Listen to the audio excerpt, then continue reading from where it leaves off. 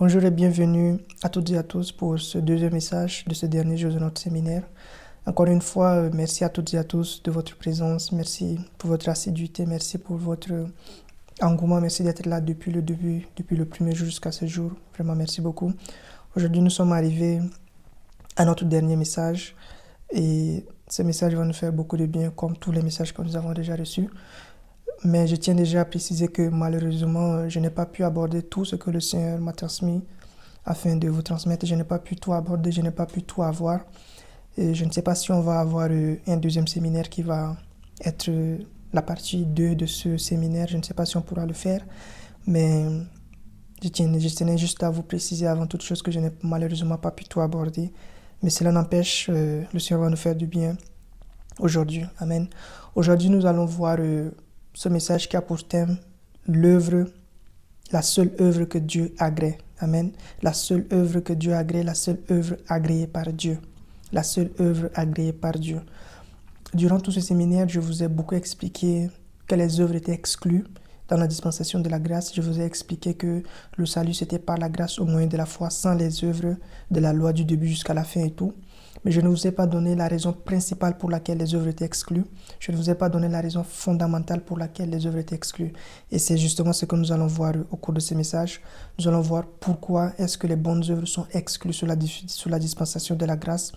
Lorsque nous allons parler de cette seule œuvre que Dieu agrée, on va comprendre pourquoi est-ce que Dieu n'agrée plus les œuvres aujourd'hui, pourquoi est-ce que les œuvres sont exclues de la dispensation de la grâce. Amen. Donc, encore une fois, il y a plusieurs raisons, mais c'est la raison fondamentale pour laquelle Dieu refuse les bonnes œuvres sur la dispensation de la grâce. Et c'est cette raison fondamentale que nous allons voir. Et cette raison, elle est simple, c'est que toutes les œuvres que Dieu exigeait, toute œuvre qui devait être faite, tout ce qui devait être fait comme œuvre pour que Dieu déclare les hommes justes devant lui, cela a déjà été accompli par notre Seigneur Jésus-Christ. Amen. Le Seigneur Jésus a déjà fait l'œuvre qu'il fallait pour que les hommes soient justes devant Dieu. Il a déjà accompli cette œuvre et c'est parce que cette œuvre est déjà accomplie parfaitement par notre Seigneur Jésus que Dieu aujourd'hui n'exige plus les œuvres de notre part, que Dieu aujourd'hui n'a plus besoin de nos œuvres. Amen. Le Seigneur Jésus a déjà fait l'œuvre qu'il faut. Il a déjà fait l'œuvre qu'il fallait pour que les hommes soient justes devant Dieu. Il a déjà fait cette œuvre. C'est pour ça que Dieu ne nous demande plus à nous aujourd'hui de faire les œuvres parce qu'il a déjà reçu l'œuvre de la part de notre Seigneur Jésus-Christ. Amen. Regardez ce que la Bible dit dans le livre de Romains chapitre 5. Romains chapitre 5, le verset 18 à 19, je le lis dans la version Bible du Seigneur. Il dit « Ainsi donc, comme une seule faute a entraîné la condamnation de tous les hommes, un seul acte satisfaisant à la justice a obtenu pour tous les hommes l'acquittement qui leur donne la vie. Comme par la désobéissance d'un seul, beaucoup d'hommes sont devenus pécheurs devant Dieu, de même par l'obéissance d'un seul, beaucoup sont déclarés justes devant Dieu. » Amen.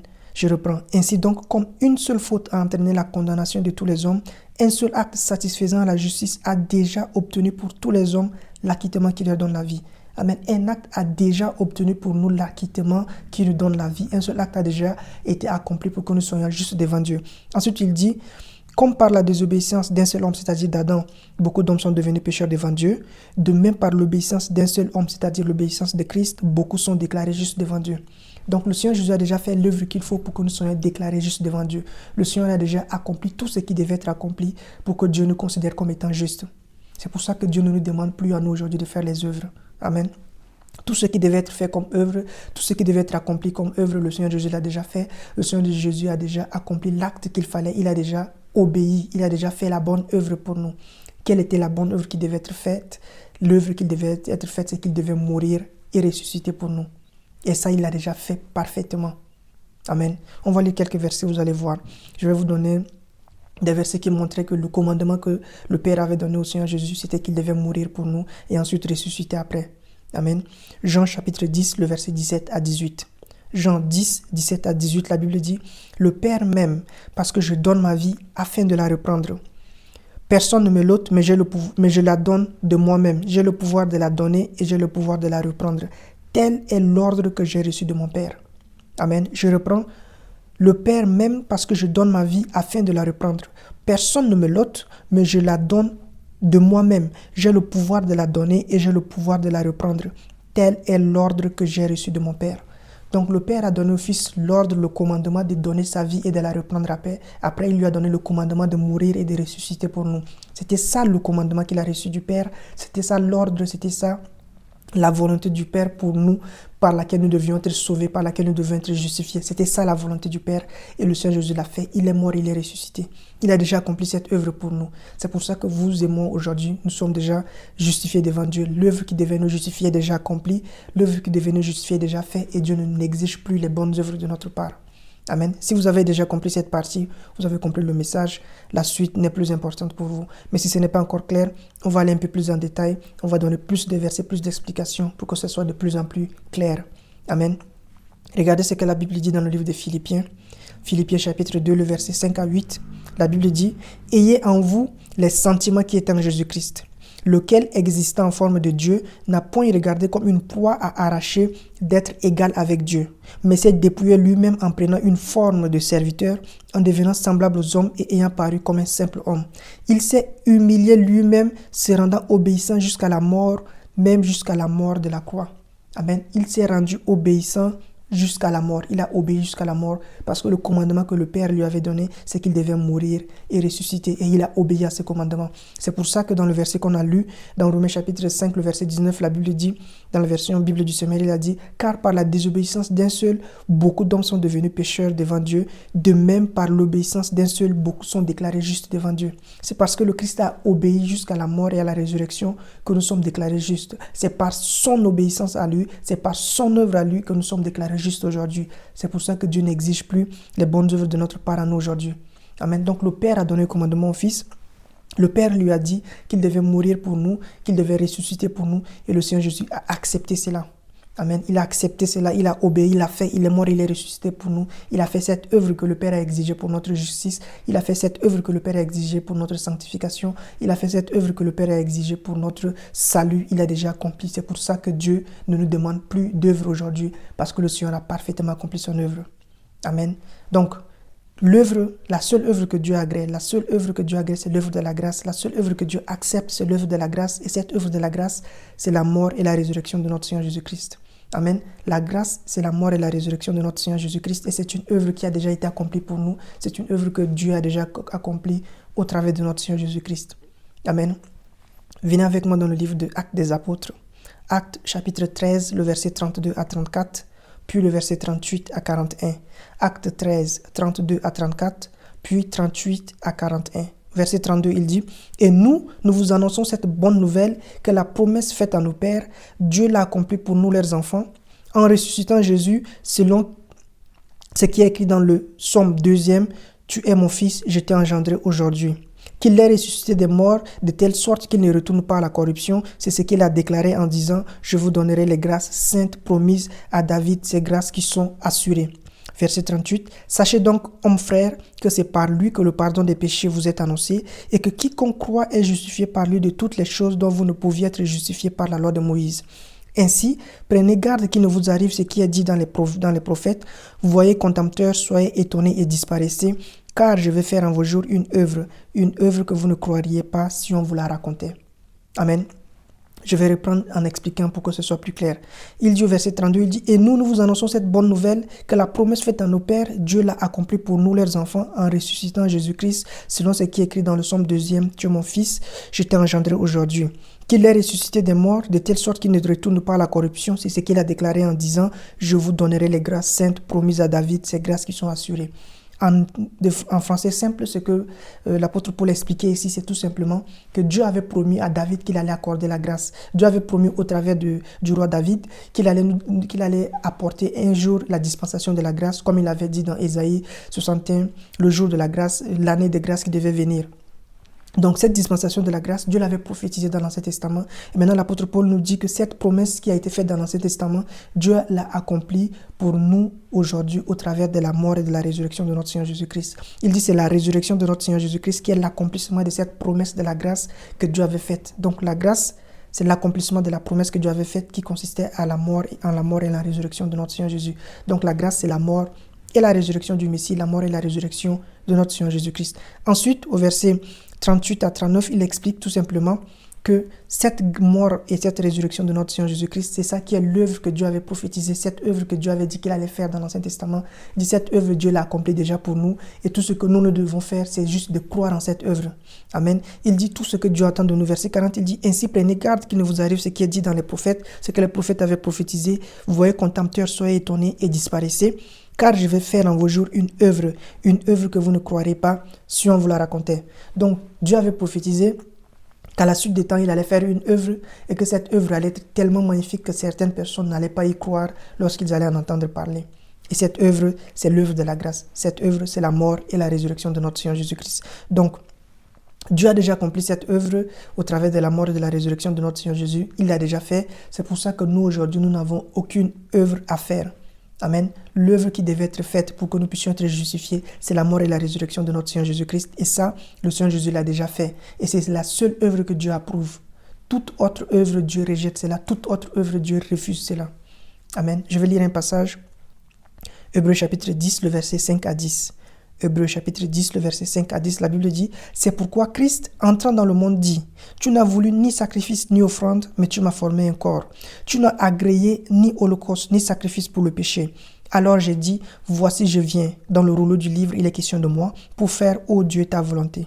Après avoir dit d'abord « Tu n'as voulu et tu n'as agréé ni sacrifice ni holocauste, ni offrande, ni sacrifice pour le péché. » Ce qu'on offre selon la loi, il dit ensuite, voici je viens pour faire ta volonté. Il abolit ainsi la première chose pour établir la seconde. Verset 10, c'est en vertu de cette volonté que nous sommes sanctifiés par l'offrande du corps de Christ une fois pour toutes. Amen. Dans ce passage, l'auteur de l'épître aux Hébreux, qui je crois être l'apôtre Paul, nous explique ici que Dieu ne voulait plus la loi. Il ne voulait plus ce qu'on offrait selon la loi. Il ne voulait plus les offrandes, il ne voulait plus les holocaustes, il ne voulait plus les sacrifices, il ne voulait plus les œuvres de la loi, il ne voulait plus tout ce qui avait trait avec la loi. Il ne voulait plus cela, il a aboli cela. Et qu'est-ce qu'il a fait? Il a formé un corps à sa parole. Il a pris sa parole, il a fait en sorte que sa parole devienne chair et il a envoyé sa parole pour venir accomplir sa volonté. Quelle était la volonté du Père pour sa parole? Quelle était la volonté du Père pour le Fils? C'est que le Fils devait mourir pour nous sauver. Amen. Comme on l'a vu dans le livre de Jean, le Seigneur Jésus a dit, le Père lui a donné un commandement, c'est qu'il doit donner sa vie. Et il la reprendre après, il doit mourir et ressusciter pour nous. Amen. Donc, le Père ne voulait plus tout ce qui avait trait avec la loi. Il voulait uniquement et simplement que le Seigneur Jésus-Christ vienne mourir et ressusciter pour nous. Et il dit, verset 10, il dit, c'est en vertu de cette volonté. C'est-à-dire, c'est en vertu de la volonté de Dieu que le Seigneur Jésus meurt et ressuscite pour nous là. C'est en vertu de cette volonté que nous sommes sanctifiés. C'est en vertu de cette volonté que nous sommes justifiés. C'est en vertu de cette volonté que nous sommes sauvés par l'offrande du corps de Christ une fois pour toutes. Amen. C'est en vertu de la volonté du Père de voir le Seigneur Jésus-Christ mourir et ressusciter pour nous là. C'est en vertu de cette volonté que nous sommes sanctifiés, justifiés, sauvés, etc. une fois pour toutes par l'offrande du corps de notre Seigneur Jésus-Christ. Amen. Donc c'est ça la seule œuvre que Dieu agrée, c'est ça la seule œuvre que Dieu accepte, c'est ça la seule chose que Dieu reçoit. Mais toute autre chose, toute chose qui ne serait pas la mort et la résurrection de notre Seigneur Jésus, Dieu n'accepte pas ça. Toute chose qui ne serait pas la mort et la résurrection de notre Seigneur Jésus, Dieu rejette cela. Amen. Dieu rejette toute autre chose. C'est la seule et unique chose que Dieu accepte. Amen. C'est pour ça que nous, aujourd'hui, nous n'avons pas besoin de faire les œuvres. Amen. On n'a pas besoin de faire les œuvres parce que ce que le Seigneur Jésus a fait est parfait. Il n'y a rien à ajouter à ce que le Seigneur Jésus a fait. Ce que le Seigneur Jésus a fait est parfaitement accompli. Ce n'est pas défectueux, ce n'est pas incomplet pour ajouter quelque chose. Non, c'est parfait, c'est accompli. Amen.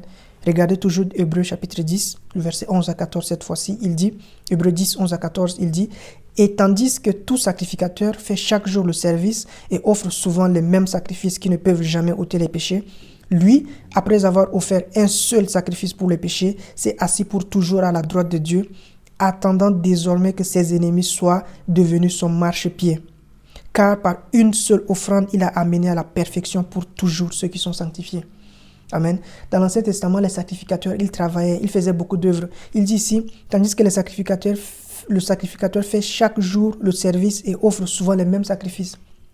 Donc, les sacrificateurs de l'Ancien Testament, ils travaillaient tous les jours. Ils étaient tout le temps au temple pour sacrifier l'offrande perpétuelle, pour faire l'expiation des péchés du peuple, veiller sur le parfum, l'autel des parfums, etc.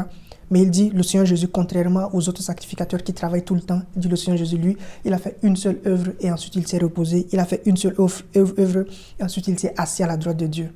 Amen. Les autres sacrificateurs, ils étaient tout le temps au travail, faisant tout le temps les œuvres pour que le peuple soit juste devant Dieu.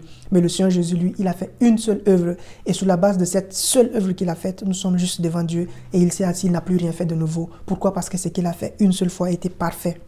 Amen. Ce qu'il a fait une seule fois était parfait. Il n'a plus besoin de faire quoi que ce soit de plus. Amen. Hébreux chapitre 9, le verset 24 à 26. Hébreux 9, 24 à 26, il dit « Car Christ n'est pas entré dans un sanctuaire fait de mains d'hommes, en imitation du véritable, mais il est entré dans le ciel même, afin de comparaître maintenant pour nous devant la face de Dieu. Et ce n'est pas pour s'offrir lui-même plusieurs fois qu'il y est entré, comme le souverain sacrificateur entre chaque année dans le sanctuaire avec du sang étranger. Autrement, il aurait fallu qu'il eût souffert plusieurs fois depuis la création du monde, tandis que maintenant, à la fin des siècles, il a apparu une seule fois pour abolir le péché par son sacrifice. » Amen. Encore ici une fois, il fait l'analogie entre notre souverain sacrificateur, le Seigneur Jésus, et le souverain sacrificateur de la loi de Moïse. Il expliquait que le souverain sacrificateur sous la loi de Moïse entrait chaque année dans le lieu très saint. Il allait, il sortait pour offrir des sacrifices pour le peuple et tout, avec le sang des animaux, etc., etc. Mais il dit le Seigneur Jésus, lui, il est entré une seule fois dans le lieu très saint et depuis lors, il n'est pas ressorti, il est resté assis là. Il est entré avec son sang une seule fois et il n'est plus ressorti pour mourir plusieurs fois, mais il est mort juste une seule fois. Amen. Il a dit autrement, il aurait fallu qu'il eût souffert plusieurs fois. C'est-à-dire autrement, il devait mourir plusieurs fois. Si son œuvre n'était pas parfaite, il allait mourir plusieurs fois pour nous. Mais il est mort juste une seule fois. Il s'est offert juste une seule fois. Il s'est sacrifié juste une seule fois. Et cela suffit parce que c'était un sacrifice parfait. Donc aujourd'hui, vous n'avez pas besoin de faire les œuvres pour compléter quoi que ce soit. Les Galates croyaient que la foi était incomplète et qu'il fallait compléter la foi par les œuvres, comme nous l'avions vu. C'était le message que les pharisiens prêchaient. Les pharisiens prêchaient que la foi en notre Seigneur Jésus, c'est bien pour un commencement, mais c'est incomplet. Il faut ajouter les œuvres pour rendre cela parfait, pour rendre cela accompli. Mais ici, la Bible nous dit que le Seigneur Jésus a fait un sacrifice parfait. Il s'est assis à la droite du Père et on n'a pas besoin d'ajouter quoi que ce soit. C'est déjà parfait, c'est déjà bon. Amen. Et dans le passage qu'on a lu avant, Romains chapitre 5, le verset 18 à 19, que je relis encore, Romains 5, 18 à 19, dans la version Bible du Semeur, il dit « Ainsi donc, comme une seule faute a entraîné la condamnation de tous les hommes, un seul acte satisfaisant la justice il a déjà obtenu pour tous les hommes l'acquittement qui nous donne la vie. » C'est déjà bon, c'est déjà accompli. Amen. Il a déjà obtenu pour nous l'acquittement qui nous donne la vie. Verset 19. Comme par la désobéissance d'un seul, beaucoup d'hommes sont devenus pécheurs devant Dieu, de même par l'obéissance d'un seul, beaucoup sont déclarés justes. Amen. Par l'obéissance d'un seul, par l'obéissance de notre Seigneur Jésus-Christ, nous sommes déjà déclarés justes devant Dieu. C'est déjà fait, c'est déjà accompli. Donc c'est parfait, il n'y a rien à ajouter aujourd'hui sur la dispensation de la grâce. On n'a aucune œuvre à faire. Amen. Sous la dispensation de la grâce, on n'a aucune œuvre à faire et même si vous faites, Dieu ne va pas accepter parce que Dieu a déjà reçu de notre Seigneur Jésus-Christ tout ce qu'il y a comme œuvre à faire. Amen. Tout ce qu'il y a comme œuvre à faire sur la dispensation de la grâce, le Seigneur Jésus l'a déjà accompli, il l'a déjà fait, le Père a déjà reçu tout ce qui est comme œuvre à faire pour nous justifier, pour nous sanctifier, pour nous sauver. Il a déjà reçu cela du Seigneur Jésus-Christ et cette œuvre, c'est sa mort et sa résurrection. Amen. C'est déjà fait, c'est déjà accompli. Donc vous n'avez pas à faire une œuvre quelconque que ce soit. Et même si vous faites, Dieu ne va pas accepter, Dieu ne va pas agréer parce qu'il a dit qu'il n'a pas agréé tout ce qui venait de la loi. Il n'a pas agréé ce qu'on nous fait selon la loi. Donc si vous allez sur la base de vos bonnes œuvres, vous êtes en train d'aller sur la base de la loi. Et si vous allez sur la base de la loi, Dieu ne va pas vous agréer, Dieu ne va pas accepter. Tout ce que Dieu accepte aujourd'hui, c'est votre foi et rien que votre foi. Amen. Tout ce que vous devez faire aujourd'hui, c'est de vous reposer sur ce que le Seigneur Jésus a déjà fait. Le Seigneur a déjà tout fait. Il a déjà tout accompli et vous, tout ce que vous devez faire, vous devez vous reposer sur ce qu'il a fait. Vous vous reposez de vos œuvres et vous vous reposez sur ce que lui il a déjà fait. Amen. Vous vous reposez de vos propres œuvres et vous vous reposez sur son œuvre. Allez, vous vous posez sur son œuvre que lui a déjà accomplie pour vous. Vous vous appuyez sur ça tout simplement. Vous vous reposez comme Dieu s'est reposé. Amen. Que je vous montre cela dans le livre des Hébreux. Hébreux chapitre 4, le verset 9 à 10. Hébreux 4, verset 9 à 10, il dit « Il y a donc un repos de sabbat réservé au peuple de Dieu. » Amen. Il y a donc un repos de sabbat réservé au peuple de Dieu, car celui qui entre dans le repos de Dieu se repose de ses propres œuvres, comme Dieu s'est reposé des siennes. Amen.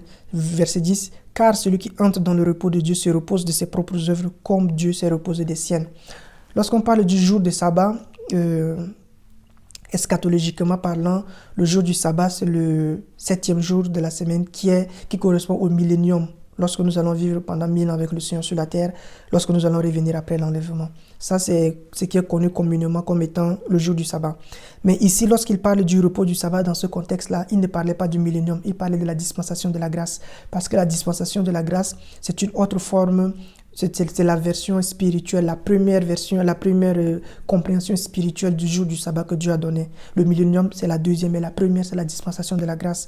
Parce que Dieu, en donnant le sabbat aux enfants d'Israël, il voulait leur faire comprendre qu'il viendra un temps où on n'allait rien faire, on allait juste se reposer.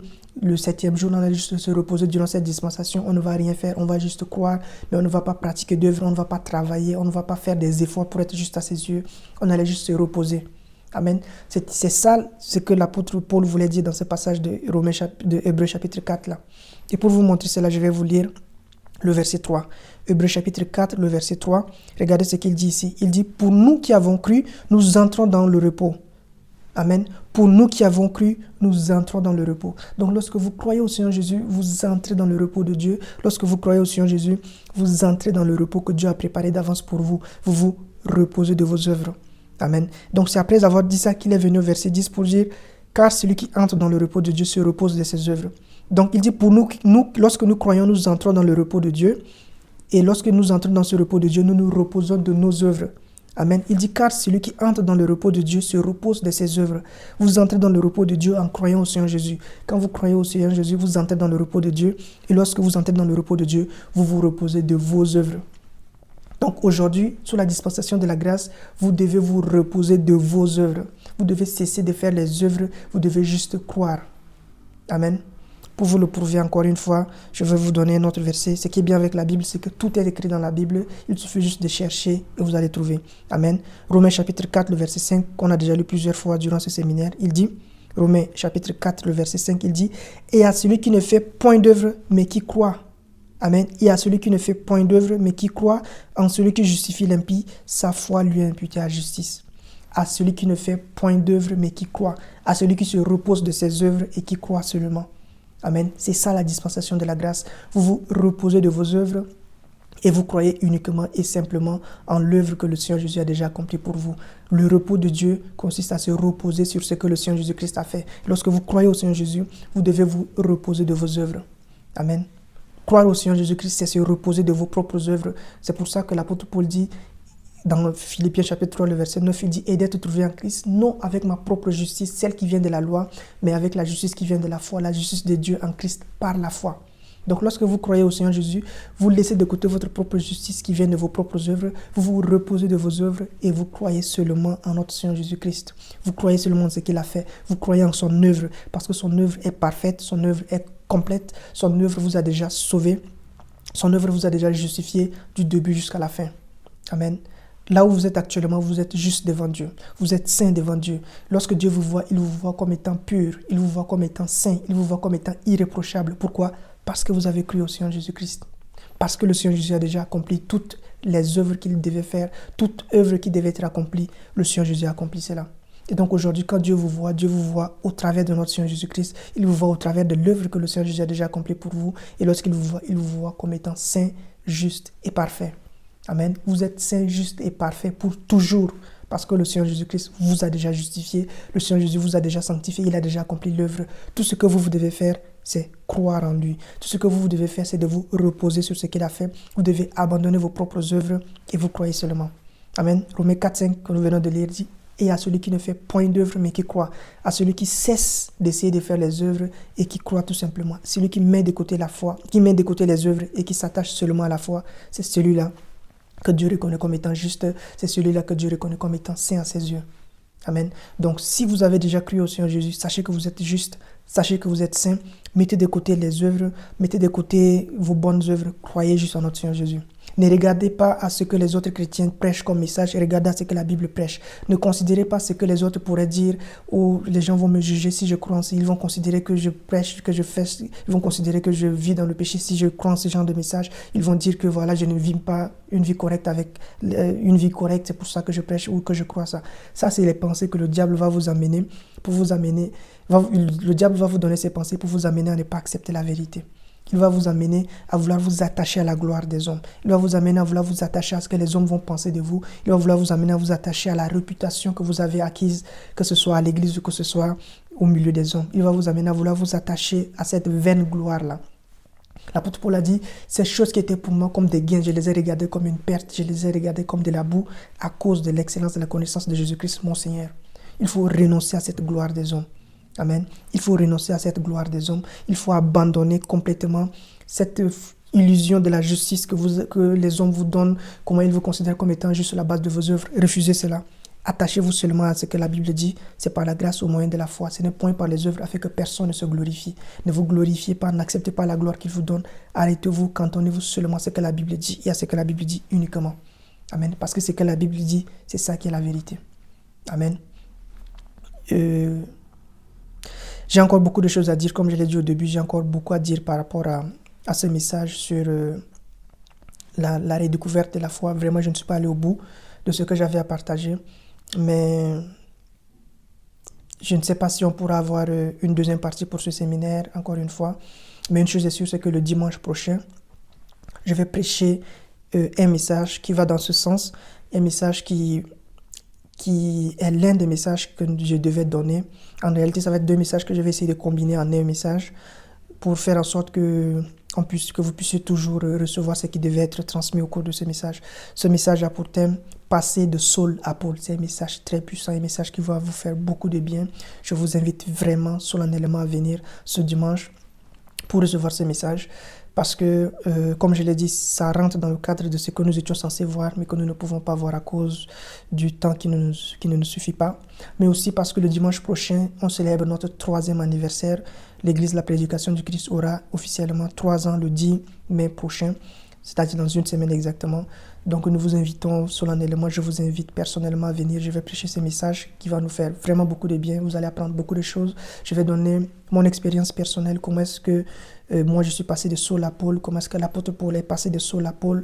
Je vais expliquer, je vais donner le témoignage personnel des choses que j'ai vécues, des choses pratiques, concrètes. Là, nous sommes vraiment dans la théorie, mais le dimanche prochain, je vais vraiment aller dans les détails, les exemples précis pour nous aider à voir comment réagir, comment faire pour sortir de cette mauvaise conception, comment sortir de ce faux évangile que les pharisiens ont introduit, comment sortir du pharisianisme et devenir vraiment chrétien de pure souche, tel que la Bible nous l'a présenté.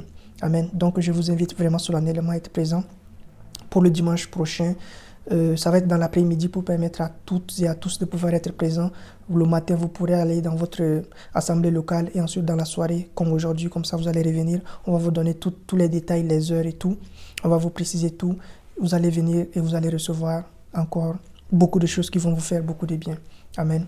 Et si vous n'avez pas une église locale, je vous invite solennellement à faire de l'église de la prédication de Christ votre église locale. Vous avez vu ces vérités que nous partageons, c'est ce que nous avons l'habitude de partager. Bien sûr, ce n'est pas que tout, nous avons beaucoup d'autres bonnes choses que nous partageons, mais ça, c'est les bases, c'est la fondation. Et le Seigneur nous a appelés pour poser les fondations, pour rebâtir. Et donc, nous avons beaucoup de vérités comme ça, à la lumière des Écritures, avec de nombreux versets, comme vous l'avez vu, pour faire en sorte que notre foi soit ancrée sur la parole, pour faire en sorte que notre foi soit ancrée sur la vérité. Donc, si vous n'avez pas d'église locale, si vous êtes à la maison, si vous ne vous sentez pas à l'aise là où vous êtes actuellement et que le Seigneur vous met à cœur de venir vraiment, n'hésitez pas à venir. Faites de l'église la prédication de Christ votre église locale. Si vous avez déjà une église locale, nous rendons grâce à Dieu pour votre vie. Si vous êtes déjà quelque part ou si vous dirigez un ministère quelque part, nous rendons grâce à Dieu pour votre vie. Et sachez que nous sommes disponibles pour travailler avec vous à tous égards parce que le Seigneur nous a appelés à travailler dans le corps du Christ. Nous sommes un corps, nous travaillons ensemble. Donc si on peut vous aider d'une quelconque manière, n'hésitez pas à venir vers nous, n'hésitez pas à vous rapprocher de nous. Et c'est avec une très grande joie que nous allons travailler ensemble. C'est avec une très grande joie que nous allons vous accompagner. Et si vous avez des questions, n'hésitez pas à revenir vers nous. Si vous assistez à nos cultes, peut-être que dans l'un des enseignements que je pourrais partager, vous pourrez avoir des réponses, etc. etc. Donc, vraiment, restez en contact avec nous. Soyez accrochés à cette grâce que le Seigneur nous a transmise et cela va vous faire beaucoup de bien. Amen. Encore une fois, merci à toutes et à tous. Merci d'être venus pour ce programme. Merci d'avoir assisté pour vous qui aviez été là depuis le premier jour jusqu'à maintenant. Je rends vraiment grâce à Dieu pour vos vies. Merci beaucoup. Soyez abondamment bénis. Merci beaucoup pour ce séminaire. Merci pour votre participation. Merci pour votre présence et à très bientôt. Amen. Comme je l'avais dit au début, au premier message, nous avons ces séminaires que nous organisons souvent au cours de l'année. Ça, c'était le premier séminaire pour l'année 2026. Il y en a 2 autres que nous allons avoir encore. Et encore une fois, je vous invite déjà officiellement et je compte déjà sur votre présence pour les 2 autres prochaines séances, pour les 2 autres séminaires que nous allons avoir. Amen. Que le Seigneur vous bénisse abondamment au nom de notre Seigneur et Sauveur Jésus-Christ. Amen.